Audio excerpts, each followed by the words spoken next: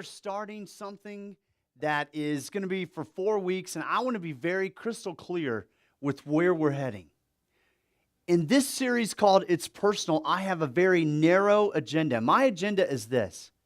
Some of you who might have attended Intersect Church, or maybe you're brand new, there are some people among us that may be unconvinced, and you may be skeptical.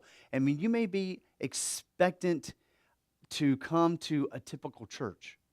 But what we want to do over the next 4 weeks is something very narrow. I want to help you cross that line. I want to help you guys who have come to the edge and you've thought about kind of jumping over. You've kind of come to that place where you've considered faith and you just never have really taken that step to believe. I want to help you cross the line and take the step. And for others of you, maybe you've already taken that step toward Christianity and you've become a believer in Jesus. I want to help to equip you in knowing how to talk to, knowing how to relate to people who are unconvinced, people who are skeptical about Christianity.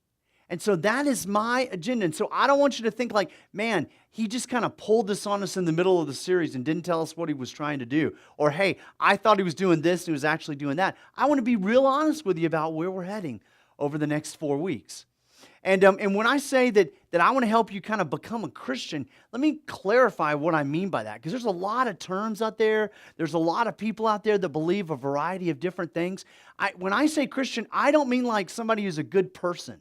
I don't mean somebody who's like a good American. I don't mean somebody who believes in God or believes that Jesus lived. I'm talking about somebody who believed that I had a sin debt and Jesus died on the cross, was buried, and rose again to pay for my sin and for yours. So I'm talking about somebody who believes that Jesus paid for their sins, and then somebody who wants to become a follower of his, like Jesus invited Matthew to do. And he says, come follow me. I'm talking about somebody, when I say Christian, who has said, I believe in Jesus and I want to orient my whole life, my marriage, my finances, my parenting, my workplace, every decision that I make. I want everything in my life to be about surrendering to him, about following him and doing things his way versus my way.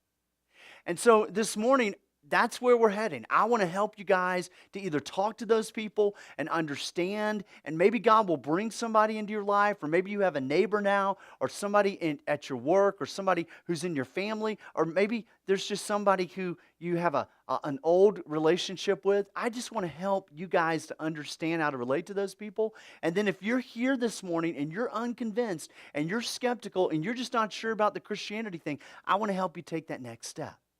And now I know I'm kind of naive in stating that that's my goal, because I understand if you're not a Christian, there's a reason why you're not a Christian, right? I mean, think about it. There is some of you here today that there's an obstacle. There's something between you and Christianity. And I'm probably naive to think that there's not something real there, right? So what I mean by that is if you and I were to sit down over a cup of Starbucks and we were to be talking face to face, and you were to say to me, Brian, there are just some obstacles.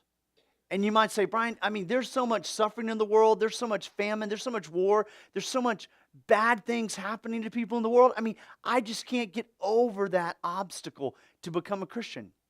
I wouldn't sit with you and I would not say, oh, that's just no big deal. Become a Christian anyway. I wouldn't say, oh, that's just nothing. Just push it to the side and trust in Christ. No. I would say that's a valid concern. That's an honest question. That's a real doubt about Christianity. And I would never in the world try to minimize that.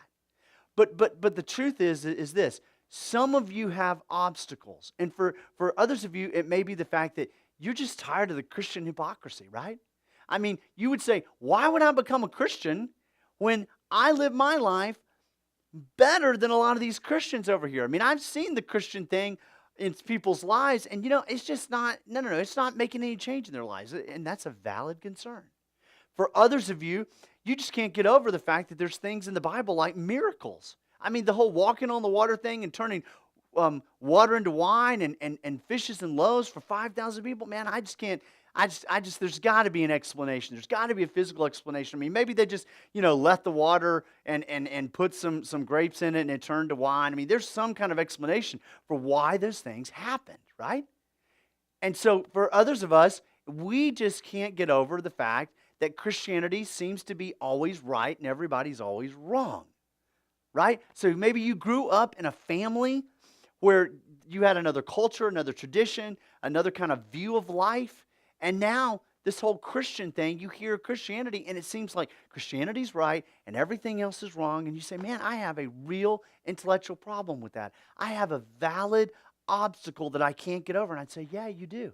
And so it'd be crazy for me and it'd be crazy for you to say, man, I'm going to just go ahead and believe in Jesus and just kind of go around that obstacle and act like it didn't exist.